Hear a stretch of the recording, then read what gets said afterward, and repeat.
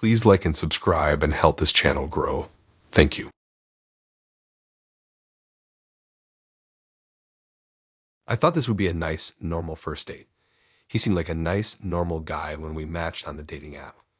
We had a few pleasant conversations, and he asked me out for dinner. I figured why not?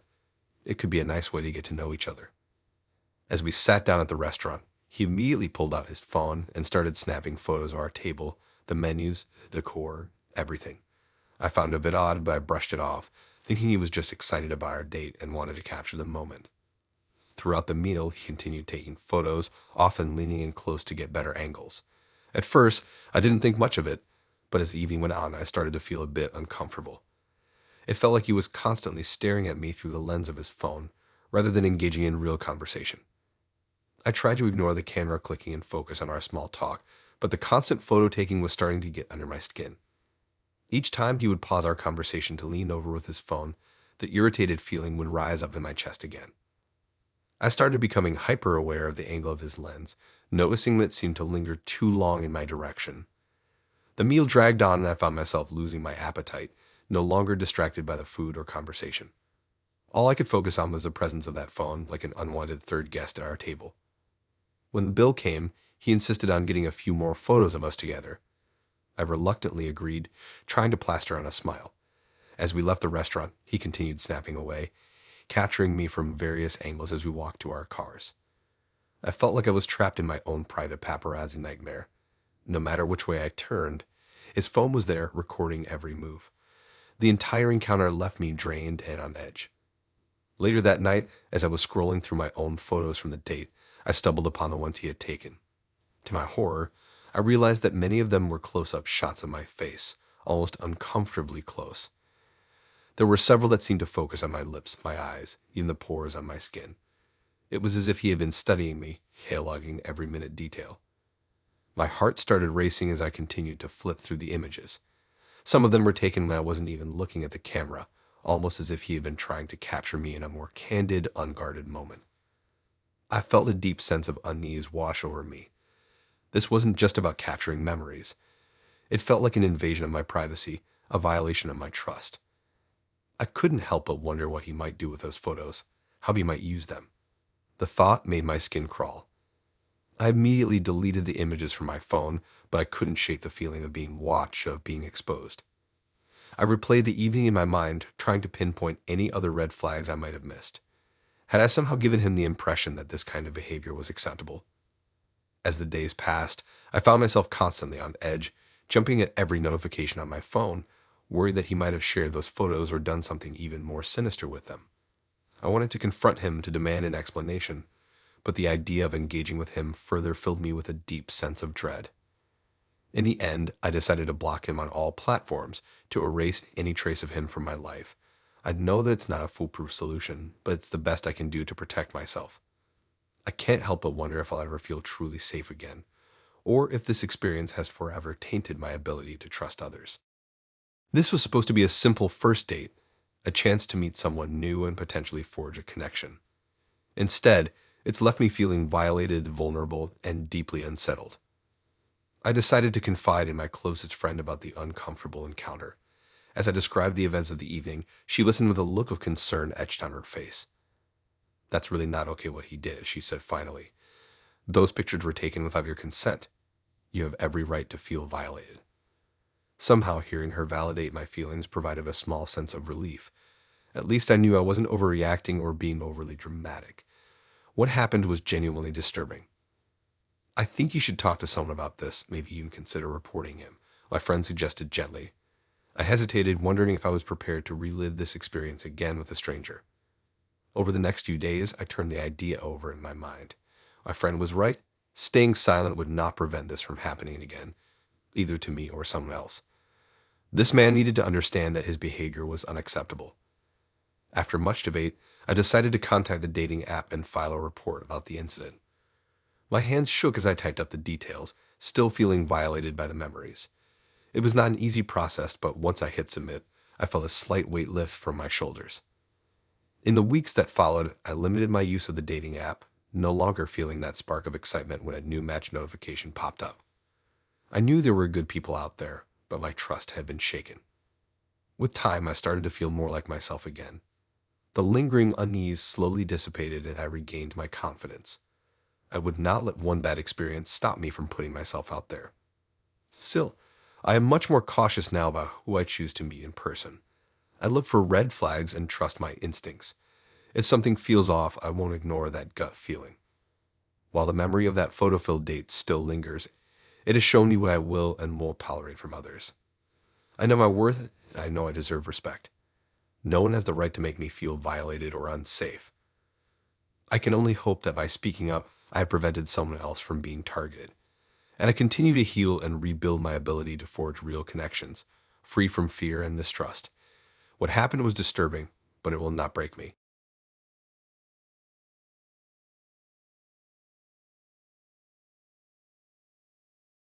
I was excited for my date with Sarah. We had met online a few weeks ago and really hit it off. She seemed intelligent, witty, and was gorgeous in her photos. When I arrived at the restaurant, I immediately spotted her waiting by the entrance. She looked just like her pictures, tall, slender, with long brown hair and sparkling green eyes. My heart raced as she flashed me a dazzling smile. I walked up, complimented her dress, and we were quickly shown to our table. The date started off well. The conversation flowed easily as we got to know each other. Sarah was just a charming and quick-witted in person. I found myself captivated, leaning in to catch every word. About halfway through our appetizers, I noticed Sarah glance over my shoulder, her eyes lighting up. I turned to see a couple approaching our table, a man and woman about Sarah's age. To my surprise, she invited them to pull up chairs and join us. Taken aback, I shot Sarah a questioning look. She explained cheerfully that these were two of her closest friends, James and Samantha. They had planned to meet up after my date to get the full report.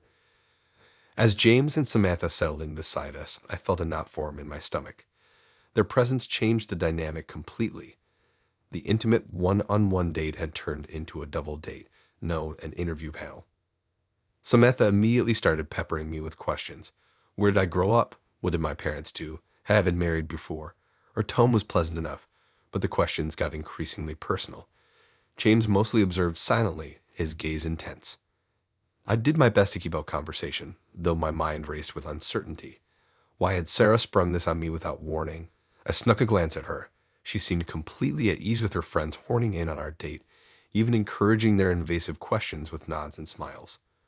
When James abruptly asked about my current income and career aspirations, I choked on my water. Mortified, I looked to Sarah for help, but she just watched me closely, awaiting my response. I stammered through an answer, my face burning. These complete strangers were interrogating me like a suspect, and Sarah was condoning it. The romantic spark I'd felt earlier fizzled into confusion and frustration. Desperate for an out, I made a show of checking my watch. I announced that I should get going, as it was getting late. But as I moved to leave, James clamped a hand on my shoulder, insisting I stay for dessert. His grip was firm, just shy of painful. Alarm bells went off in my head. James and Samantha were clearly here to size me up on Sarah's behalf. I felt like a lab rat being screened for worthy traits. With effort, I pulled out of James' grasp and stood up. I needed to remove myself from this bizarre situation immediately. Sarah started to protest, asking if I was all right. I quickly threw some cash on the table, muttered a goodbye, and marched out without looking back. My pulse pounded as I exited the restaurant. The night had taken such an alarming turn. I kept replaying details. The way Sarah perked up when she saw her friends, how she made no effort to stop their interrogation. James' vice-like grip on my shoulder. It all suggested sinister intentions, like they had planned the ambush. I shuddered, realizing I had narrowly escaped some twisted matchmaking ritual. What if I had stayed for dessert and coffee? What else did they have in store? I vowed to trust my instincts and cut off contact with Sarah. Her beauty and charm now felt like a facade, masking something controlling and manipulative.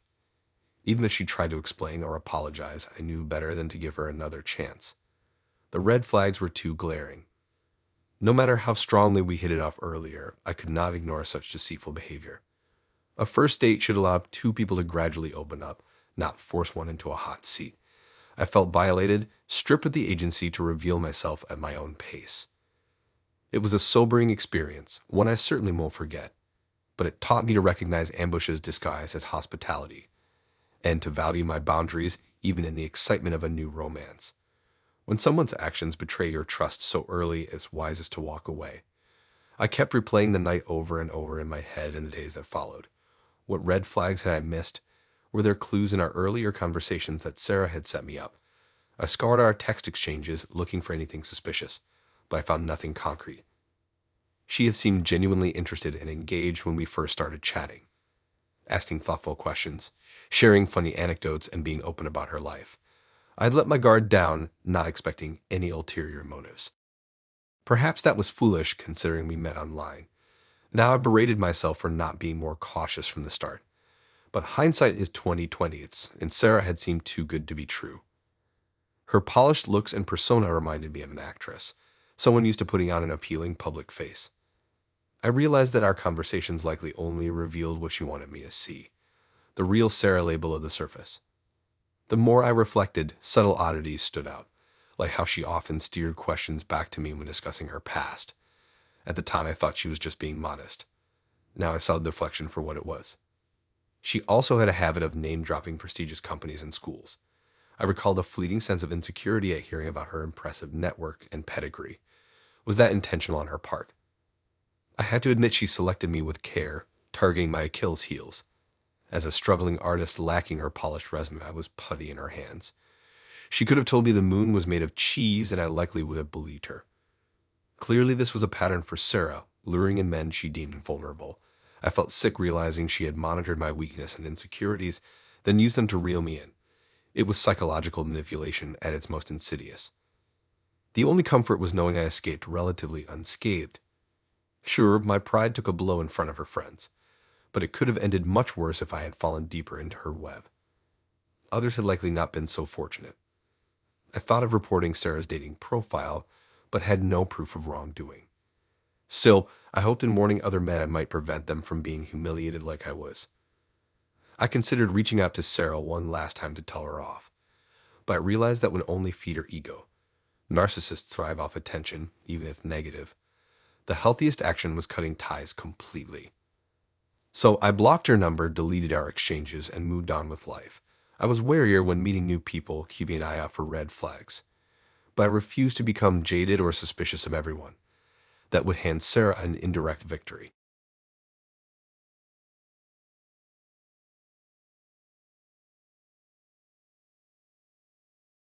I still shudder when I think back to that fateful first date with Ollie. When we initially matched on that dating app, he seemed totally normal, just a friendly, laid-back guy around my age looking for a relationship. We chatted for a couple weeks before deciding to meet up at a bar downtown, and everything seemed totally innocuous at first. Ollie was polite when we first met, holding the door and offering to buy me a drink. As we settled in with our beers, the conversation began lightly with the usual first date chit-chat about jobs, hobbies, hometowns, etc. He seemed interested when I talked about my career as a marketing manager and was quick to ask follow-up questions to keep the discussion flowing. It wasn't until about 20 minutes in that things started to feel off. Out of nowhere, Ollie asked pointed questions about my relationship history, wanting to know how many serious boyfriends I'd had, why each relationship ended, and if I was still in contact with any exes. Caught off guard, I gave vague answers, saying I had a few longer relationships, but they just didn't work out for various reasons. Undeterred, he pressed for more details, asking for specifics about previous arguments or issues with intimacy. Feeling increasingly uncomfortable discussing such private matters with a stranger, I tried to steer the conversation to lighter ground, but Ollie wouldn't let it go.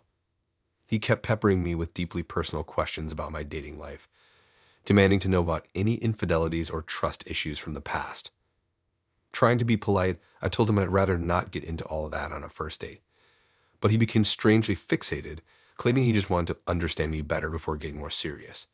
The questions got progressively more invasive about not just my love life, but also my financial situation, family background, and future goals. It felt like he was interrogating me, somehow both skeptical of and obsessed with every intimate detail. No matter how many times I tried to deflect or give vague responses, Ollie always circled back with yet another probing, overly personal question. The initial friendly charm he displayed had been replaced by this unsettlingly aggressive curiosity, like he was trying to analyze my entire psyche and uncover any hidden weaknesses or vulnerabilities. I started racking my brain, wondering if I had inadvertently revealed too much personal information on my dating profile that he was now trying to exploit. Glancing around the bar, I realized we were tucked away in a secluded corner, and I felt a creeping nervousness that nobody nearby would notice if something went wrong. The bar was too crowded for me to gracefully exit without making a scene, so I was trapped continuing this miserable interrogation disguised as a first date. After what felt like hours of invasive questions, I finally made an excuse that I wasn't feeling well and had to leave early. Ollie looked disappointed, but walked me in my car without argument. However, when we parted ways, the look he gave me chilled me to the bone, like he knew he hadn't gotten everything he wanted out of me yet. I drove home with a knot in my stomach, feeling violated and rattled to my core. Later that night, I got a lengthy email from Ollie apologizing for coming on too strong and wanting to see me again soon. Reading between the lines, I could tell this was just his way of trying to gather more intel under the guise of a second date. I'd never responded to the email, instead blocking his number and deleting my dating profile, now paranoid he would use my personal information for harmful purposes. While I'll never know Ollie's true intentions from that traumatic first date interrogation, I'm grateful I escaped relatively unscathed. Still, I'm much more cautious now about protecting my privacy with new dates until I'm sure I can truly trust them. That unnerving experience will always stand as a grim reminder that first impressions can be dangerously deceiving. I'm just thankful I followed my instincts so that friendly facade didn't lead to something far more sinister. In the weeks following that unsettling first date, I found myself constantly looking over my shoulder, worried that Ollie might try to contact me again or even track me down. I knew so little about him beyond the seemingly fake friendly persona he put out initially. For all I knew, he could be stalking my social media or even following me in person. I started taking alternate routes home from work, parking in busier areas, and keeping my curtains closed at night. When an unfamiliar car lingered too long on my block, where I noticed the same man in two different grocery stores, my heart would race wondering if Ollie had found me. I hated feeling so paranoid over what was likely just a creepy, overly invasive guy on a dating app, but his aggressive interrogation had really shaken me. My friends tried to reassure me I was overreacting, that Ollie was probably just socially awkward and didn't mean any real harm. But they hadn't been there to experience the chilling look in his eye, like he would stop at nothing to uncover every last detail about my life. Something about him had felt truly unhinged, and I couldn't ignore the uneasy feeling that this wasn't over. It took over a month before I started to relax and feel comfortable going out alone again. The constant fear and stress over potential stalking had left me a nervous wreck. I was wary of trying online dating again too, worried I couldn't trust profiles and first impressions after being so completely duped by Ollie. But eventually the paranoia began to fade. Nearly a year later, I finally felt brave enough to give dating apps another cautious try, though I was much more selective and secretive with any personal details. To my relief, I didn't hear from Ollie at all, and it seemed he had moved on to harass some other poor woman with his unsettling interrogation tactics. I made an effort to meet at only public places and get to know new dates gradually before opening up very much. While the experience definitely left emotional scars and made me warier as I re-entered the dating scene, I refused to let one manipulative creep ruin my chance to find a caring partner. What happened with Ollie was a warning to be more vigilant and listen to my intuition, lessons that will stay with me whenever I try connecting with new people. I'm proud of myself for moving forward mindfully rather than retreating in fear, and I'm grateful I can use my story to help others avoid manipulators hiding behind friendly facades.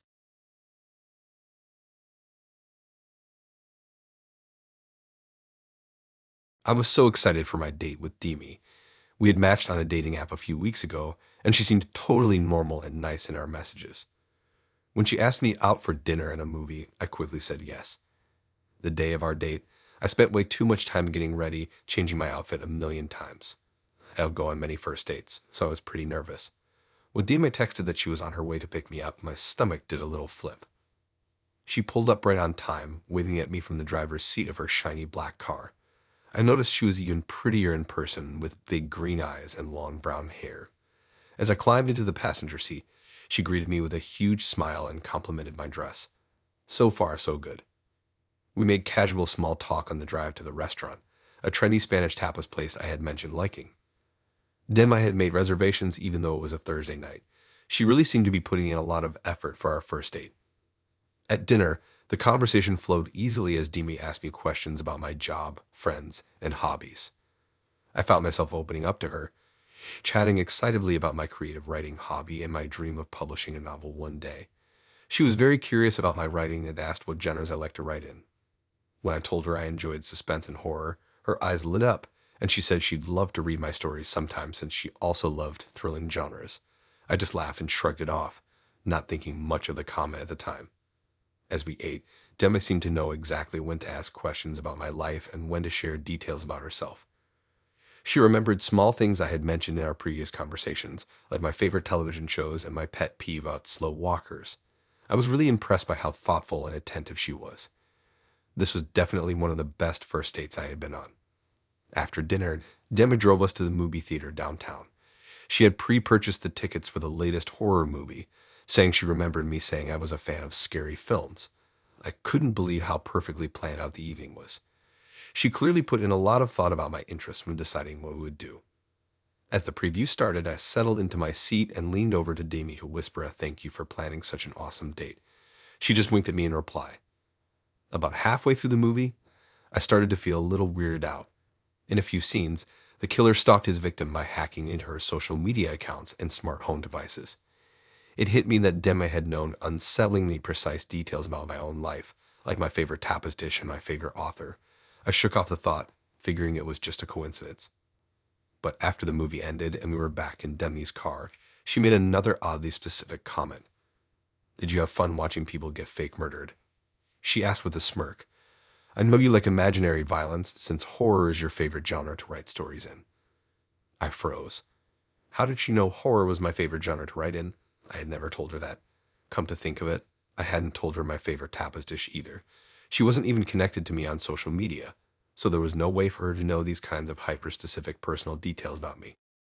My heart started to pound as I put the pieces together. Demi must have done some serious digging online to find out so much before our date.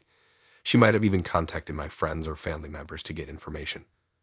Who knows what else she uncovered or how long she had been watching me so closely without me realizing. I spent the rest of the drive barely speaking, paralyzed by the implications of Demi's bizarre knowledge about me. When we got back to my place, I muttered a quick thank you and rushed back inside, ignoring Demi calling after me. Once in my apartment with the door locked, I slumped against the wall, my head spinning. I pulled out my phone with shaking hands and composed a message to my best friend. The date went horribly wrong. I'll explain later, I'm freaked out. That night, I barely slept. My mind was crowded with unsettling questions about how much Demi actually knew about me, how she had found it all out, and why she had been so sneaky instead of just talking to me. I vowed to be much more careful about what personal information I shared with anyone in the future. As for Demi, I blocked her number and deleted our dating app conversation the next morning. The charming girl I had met for our date was not at all who I thought she was. I would certainly not be going on a second date after that unnerving experience. In the following days, I remained rattled by the bizarre first date. I kept going over every interaction Demi and I had, looking for more clues about how she knew so much about me. The more I thought about it, the more I realized she had been dropping hints the whole night by asking such specific questions and making calculated comments designed to impress me. I was relieved I had trusted my instincts and cut off contact. My friends were shocked when I told them the story of what happened with Demi. They agreed it was really creepy and said I should be proud of myself for recognizing the red flags when I did. I removed Demi as a connection on the dating app and made my social media accounts more private. Though I was a bit hesitant to try dating again after that experience, my friends encouraged me to keep putting myself out there when I was ready. For now, I'm just glad the unsettling first date is behind me and Demi is out of my life.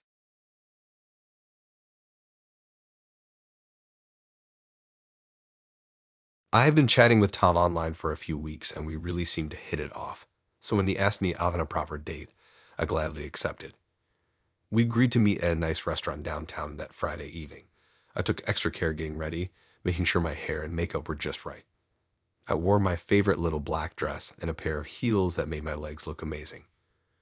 When I arrived at the restaurant, Tom was already waiting. He looked just like his photos, tall and handsome, with worn brown eyes and a friendly smile. We hugged briefly and he told me I looked beautiful. The hostess seated us at a cozy table in the back. Tom was very chivalrous, pulling on my chair for me and ordering a nice bottle of wine. Over appetizers, Tom and I discovered we had even more in common than we realized. We liked the same movies, books, even obscure indie bands, It was like talking to an old friend. By the time our entrees arrived, I was quite charmed by Tom. He just seemed to get me, After we finished eating, Tom shyly presented me with a gift bag. I know it's only our first date, but I saw this and thought of you, he said earnestly.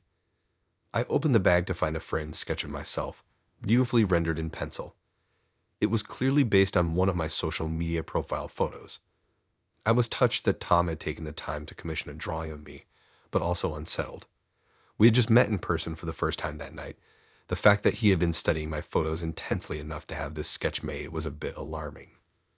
As I examined the drawing, I noticed small details in the background that could only have come from stalking my social media accounts. A coffee mug I had posted a photo of last year. The lamp on my bedside table. My favorite houseplant. Tom had painstakingly recreated trivial items from my personal space. It implied an intimate knowledge of my private life that he could not possibly have gained organically. My stomach turned as the romance of the evening evaporated. Tom was oblivious, gazing at me eagerly like a puppy expecting praise. This is lovely, but you really shouldn't have, I said weakly, forcing a smile. Tom brushed off my protests, insisting it was nothing, just a little something to commemorate our first date. I sat frozen, the framed sketch resting ominously in my hands. I racked my brain trying to recall what else I had shared online that could have provided Tom such insight in my habits and interests. Did he know my address? My work schedule? What else had he gleaned about me without my knowledge? Tom chattered on about getting dessert, but I barely heard him. I needed to get home and make sure all my social media accounts were locked down tight. Tomorrow I would talk to building security at my apartment office to give them a heads up. I would also get in touch with cybersecurity experts to scrub the internet for any traces of personal information. All I wanted was a fun first date. Now I feared a complete stranger had used that harmless online small talk to infiltrate my digital and personal space. Tom's thoughtful gift was not just unsettling, it felt like a violation. One thing was certain, this would be our first and only date. I could not let this man any deeper into my life. I made an excuse that I wasn't feeling well and needed to head home early. Tom looked concerned and said he would drive me home. I insisted on taking a taxi and made a quick exit while he went to get the check. I felt bad about leaving him there after he had paid for dinner, but my safety was more important than etiquette at that point. In the taxi, I kept glancing over my shoulder, half expecting to see Tom's car following us. The 15-minute ride felt like an eternity. I had the driver drop me off a block from my apartment building. I walked the rest of the way briskly, looking around the whole time. There was no sign of Tom. Once safely inside my apartment with the door locked and deadbolted, I finally breathed a sigh of relief. What a night! I went straight to my laptop to start locking down my online presence. I made all social media accounts private, changed passwords and security questions.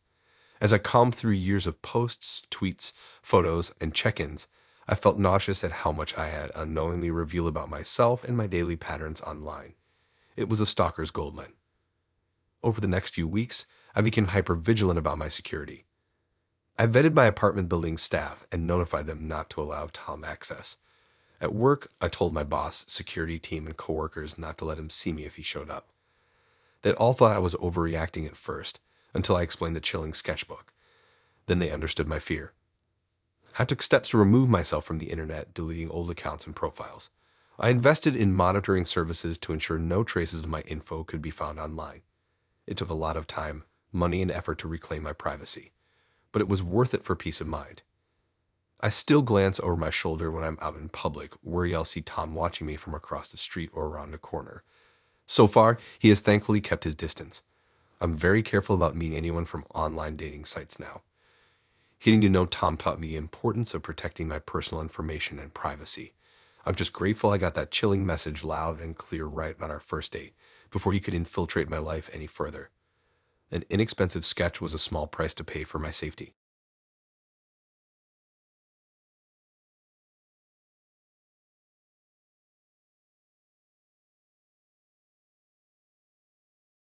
It was a typical Friday night when I decided to give online dating another try.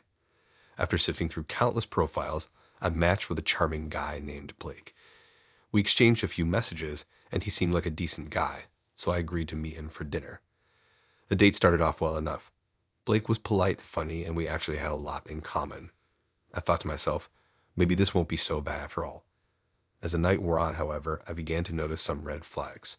He was a bit too eager, constantly complimenting me and trying too hard to impress. Looking back, I should have trusted my instincts and ended the date early. When we parted ways, I assumed that would be the end of it. Boy, was I wrong. The next day, I started receiving a barrage of messages from Blake. At first, they were just friendly check-ins, but they quickly escalated into something more. He would send multiple texts a day, asking how I was, what I was up to, and when we could see each other again. I politely declined, explaining that I didn't feel a connection and wished him the best, but Blake refused to take no for an answer.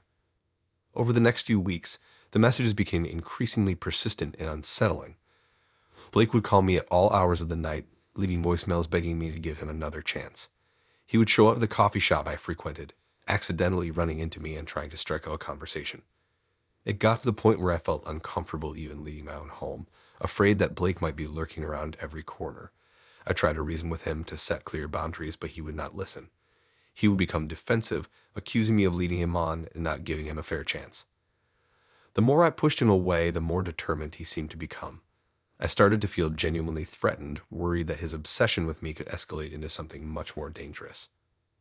Desperate for help, I confided in a few close friends. They were appalled by Blake's behavior and encouraged me to report him to the authorities. I was hesitant at first, not wanting to make a big deal out of it, but the harassment only continued to worsen. Eventually, I mustered up the courage to file a report with the police. The officers took my complaint seriously and promised to investigate the situation. They advised me to keep a detailed record of all the messages, calls, and encounters with Blake in case further legal action was necessary. I felt a sense of relief knowing that the authorities were now aware of the situation and would hopefully put a stop to Blake's relentless pursuit. However, the reprieve was short-lived. Blake somehow found out that I had filed a report, and his behavior only became more erratic and unsettling. He started showing up at my workplace, trying to confront me in the parking lot and even leaving disturbing notes on my doorstep. I felt like I was constantly looking over my shoulder, never knowing when he might appear. The police continued to investigate, but without any concrete evidence of physical threats. Their hands were tied.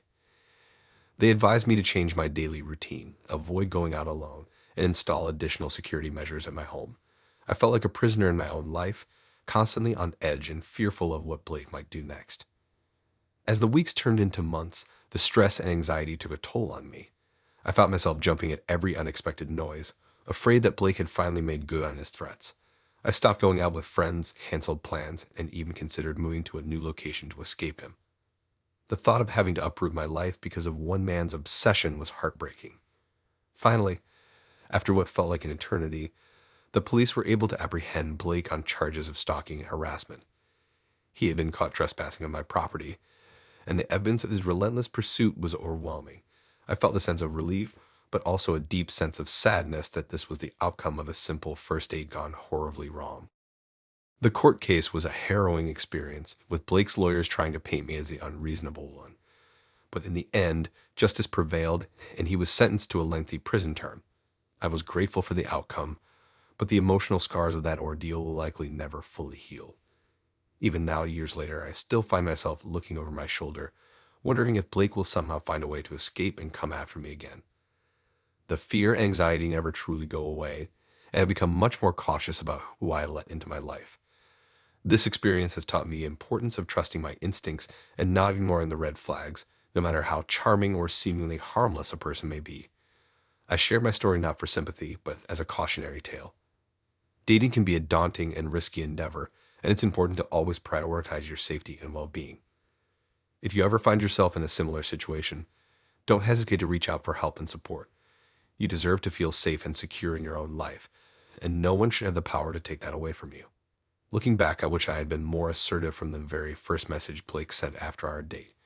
Perhaps if I had blocked his number right away, or had a frank conversation about respecting boundaries, he would have gotten the message loud and clear.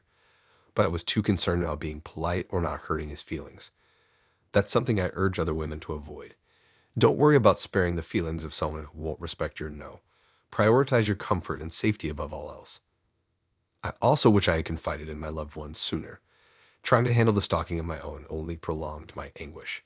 My friends and family could have provided practical help and moral support, reminding me that I wasn't overreacting or being dramatic. Don't be afraid to speak out if you find yourself being harassed or threatened. Suffering in silence will only embolden the perpetrator. Looking back with the clarity of hindsight, there were so many moments along the way where I could have acted to protect myself. Trusting those feelings of unease during our first date, screening those initial post-date messages involving others sooner, the what ifs still haunt me. But the only thing I can do now is let my experience be a guide to others. Always listen to your intuition, don't downplay red flags, and don't be afraid to ask for help. Your safety and peace of mind should be the priority. I'm sharing my story at the encouragement of friends and a therapist. They help me see that staying silent only gives power to the perpetrators. By speaking out, we can raise awareness, provide support to others facing similar situations, and even enact legal protections for harassment victims. My horror story may have a happy ending, but far too many others face unspeakable tragedy at the hands of obsessed stalkers. Anything I can do to help prevent that gives me purpose.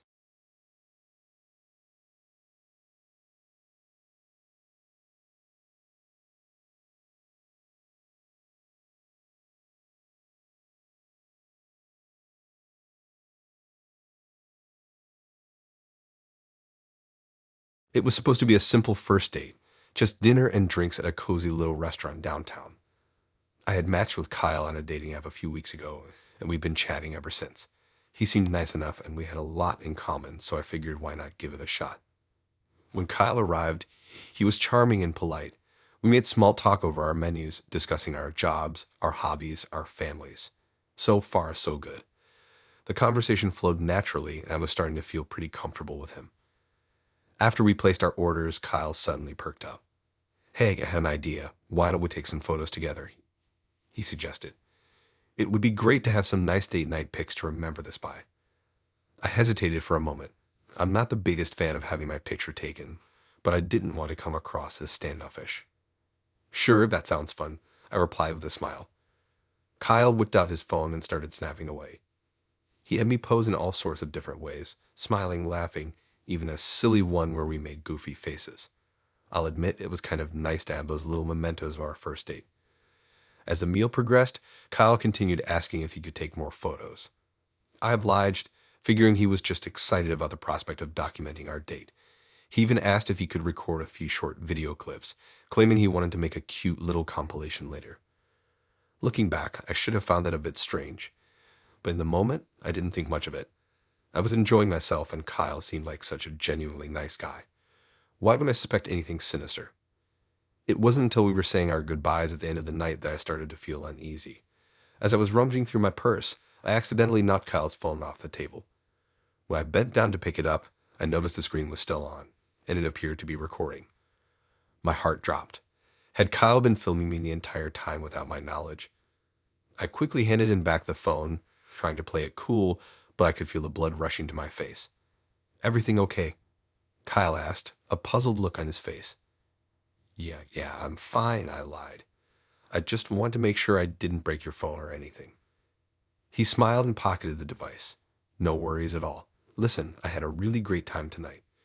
We should do this again soon. I nodded weakly, my mind racing. Did he really just have an innocent desire to document our date, or was there something more sinister going on?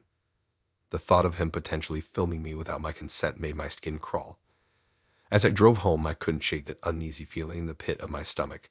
I kept replaying the evening in my head, scrutinizing every interaction, every request for a photo or video. Had I missed some subtle red flag? Was I just being paranoid? The next day, I decided to confront Kyle about it. I sent him a text asking if he had been recording me throughout our date without my knowledge. To my surprise, he didn't deny it.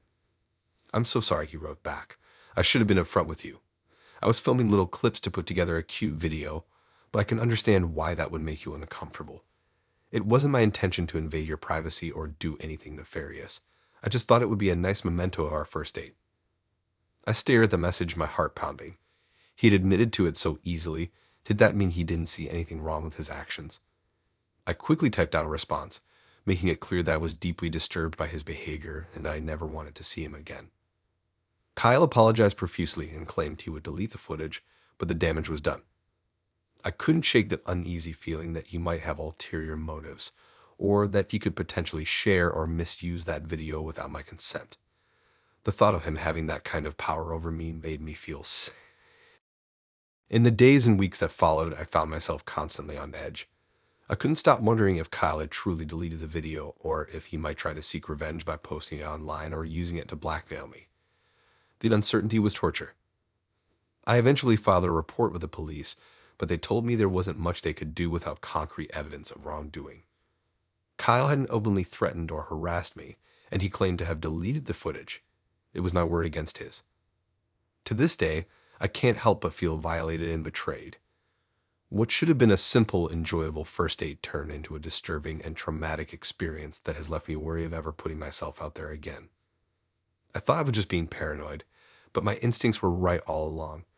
Kyle had been using me for his own nefarious purposes, and I had blindly trusted him. It's a harsh lesson learned, and one that has shaken my faith in humanity. I can't help but wonder how many other unsuspecting people have fallen victim to someone like Kyle, who uses charm and deception to prey on the innocent. The thought makes my stomach turn. All I can do now is try to move forward, to regain a sense of control and security in my life. But the shadow of that night will always linger, a constant reminder that sometimes the people we think we know can harbor the darkest of intentions.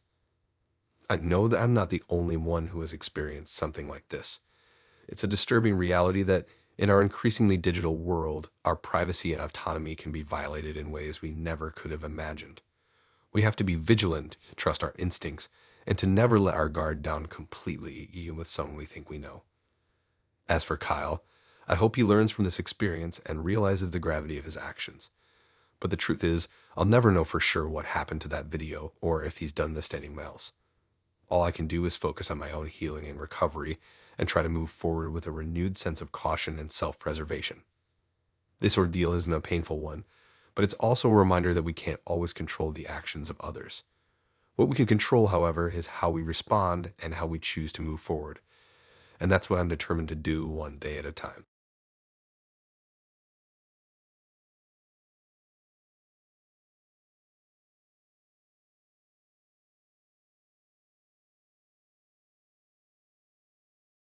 I still get chills when I think back to that first date with Catherine. I was so excited when she agreed to go out with me. She was smart, beautiful, and seemed really sweet. We'd up at a cafe downtown, and the conversation was going great right from the start. She was easy to talk to, and we really seemed to hit it off. About an hour into our date, Catherine got a phone call.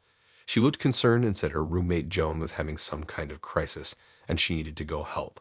I totally understood and offered to walk with her over to her apartment to make sure everything was okay. When we got there, I met Joan for the first time. She immediately pulled Catherine aside, and they spoke in hushed voices that I couldn't quite make out. I stood there feeling awkward, unsure what exactly was happening. After a minute or two of what looked like a tense conversation, Catherine came back over and sincerely apologized for having to cut our date short. She explained Joan really needed her help dealing with some personal issues. She asked if I would mind sticking around the apartment for a bit until things calmed down again. I didn't want our great date to have to end yet if it didn't have to, so I said no problem. I'm happy to stay and make sure everything's okay. So I waited around while Catherine and Joan talked more in her room. I browsed through some books on the shelf, not sure what else to do. After about 15 minutes, I heard the front door open. A few of Catherine's other friends started showing up at the apartment unannounced. There were 3 other women and 2 guys. Catherine introduced them as her best friends and said she had texted them to come over. I thought it was a little odd they were all showing up like this, but didn't think too much of it at first. Soon I noticed Catherine's friends kept giving me strange, scrutinizing looks, almost like they were evaluating me. Their body language was really standoffish, and I started feeling uncomfortable. When Catherine was out of earshot, they asked me invasive questions about where I grew up, what I did for work, what my family was like. Their tone was really serious and almost aggressive. I was totally caught off guard and wasn't sure how to respond. Catherine didn't seem to think their skeptical behavior was weird at all, which made me feel even more awkward about the whole thing. After about 30 minutes of being grilled by her friends, I hinted to Catherine that I should probably just head it home and let them have their time together. But they all insisted that I stay, saying they wanted to get to know me better. One of the women made a passive-aggressive comment about me not being right for Catherine based on what I had told them. One of the guys asked how much money I made and sort of scoffed when I answered as if it wasn't enough in his eyes. I was so confused by the whole situation. They were treating me like some kind of threat that needed to be evaluated, though I couldn't imagine why. I was just a guy trying to get through an extremely uncomfortable first date. The way Catherine simply stood by silently while they probed me made the whole thing even more unsettling. Finally, I had more than enough of being interrogated by her friends and directly said I needed to get going. As I walked towards the door, Joan pulled me aside and said, "We're watching you." She told me not to get too attached to Catherine, because it was up to them, not me or even Catherine, whether I was deemed worthy enough to date her. I was completely taken aback and freaked out by this. I got out of there as fast as I could. On the drive home, my head was spinning as I tried to make sense of what had just happened. Why were Catherine's friends so openly hostile and controlling? The possessive way they talked about her like she was their property was really disturbing. It dawned on me that they must be part of some kind of tight-knit group that tries to control and manipulate Catherine's life, including who she is allowed to date. I felt sick to my stomach realizing I had probably just been interviewing to join some kind of cult. Over the next few weeks, I tried to subtly ask around about Catherine and her friends. Turns out they were all part of an intentional community that lived together, made group decisions about everything, and had really strict rules for the members. I guess Catherine wasn't even allowed to date someone new unless the group gave their approval first. It made me sad to realize she was stuck in this controlling environment, being treated like a child, unable to make her own choices. I saw Catherine one more time after that extremely unsettling first date. We met up during the day, and at first everything seemed normal again. But then she started trying to recruit me to join her community, talking about how meaningful it was and how close they all were. It didn't take long for me to realize there was absolutely no way I wanted to get involved with anything close to a cult like that. I told Catherine nicely that I didn't think we were very compatible and wished her the best going forward. I don't know if she truly didn't see how bizarre and wrong her living situation was, or if she was just so brainwashed at that point that she thought it was normal. Either way, I knew I needed to steer clear of her and that community. The whole experience definitely left me feeling wary and much more cautious going into future first dates. I'll definitely be on high alert for any controlling friends or family members that seem overly involved from now on. At least I got out of Catherine's web relatively quickly before I got tangled up in it too deep. I feel bad for Catherine that she's so immersed in that manipulative group and can't make decisions for her own life. Her friends clearly had an incredibly unhealthy hold over her world. I hope someday she realizes she deserves so much better than letting them control her relationships and choices. Catherine and I clearly weren't a match, but I genuinely hope she's able to break free someday. Everyone deserves to make their own choices without being manipulated or pressured. Her friends might have succeeded at scaring me off, but I wasn't the one truly trapped in that situation like Catherine was. Wherever she is now, I hope she's safe and happy.